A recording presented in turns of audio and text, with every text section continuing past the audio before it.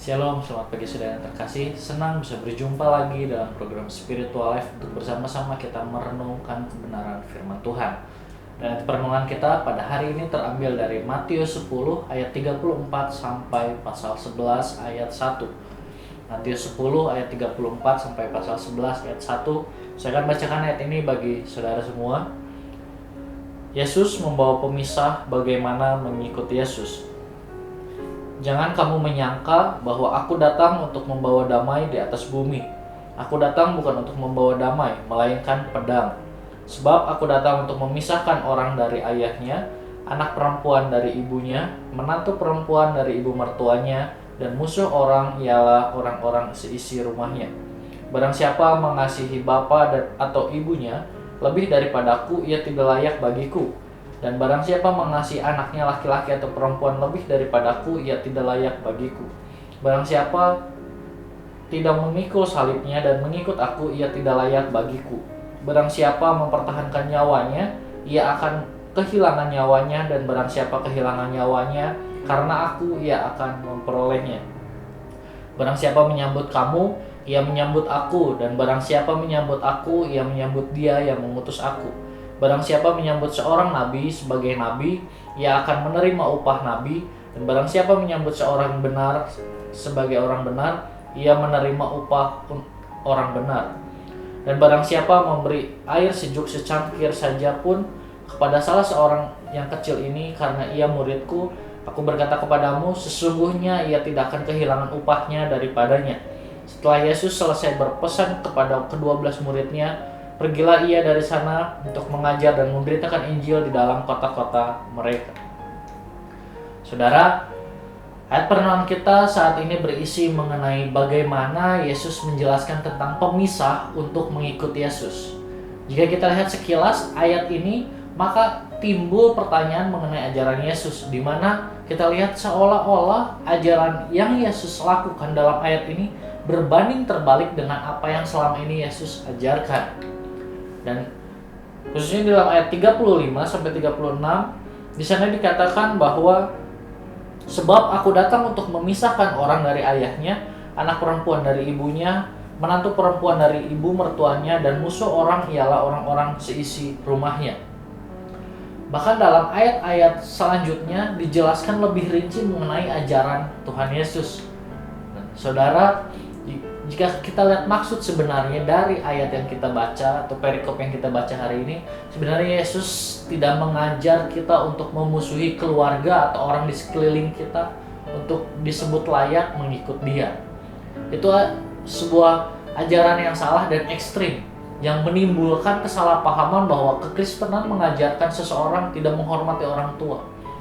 Namun sebenarnya Yesus mengajarkan bahwa kita harus menempatkan Allah sebagai yang nomor satu di dalam setiap kehidupan kita. Kemudian yang lainnya, baik itu orang tua, baik itu istri atau suami, baik itu keluarga kita ataupun sahabat-sahabat kita, harus ditempatkan sesudah Tuhan Yesus. Saudara, marilah kita mengambil waktu sejenak untuk merenungkan firman Tuhan yang baru saja kita dengar.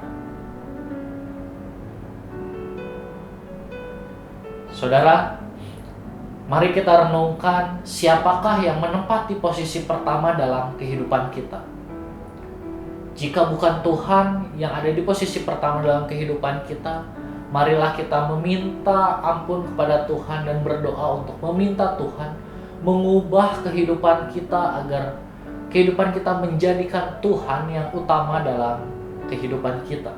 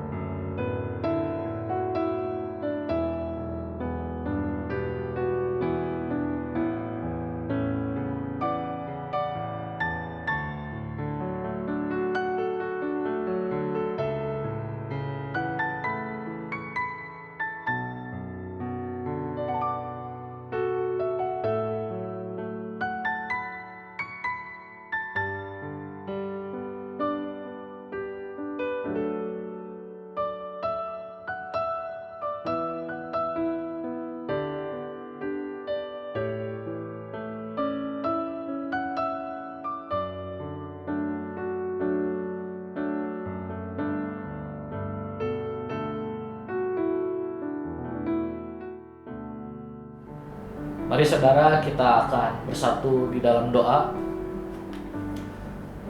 Bapak, kami mengucap syukur buat hari ini. Terima kasih buat hari yang baru yang Tuhan izinkan untuk setiap kami lalui hari ini Tuhan. Terima kasih buat kesempatan yang sudah Tuhan berikan. Dan kami juga bersyukur buat firman Tuhan yang datang kepada setiap kami pada pagi hari ini Tuhan.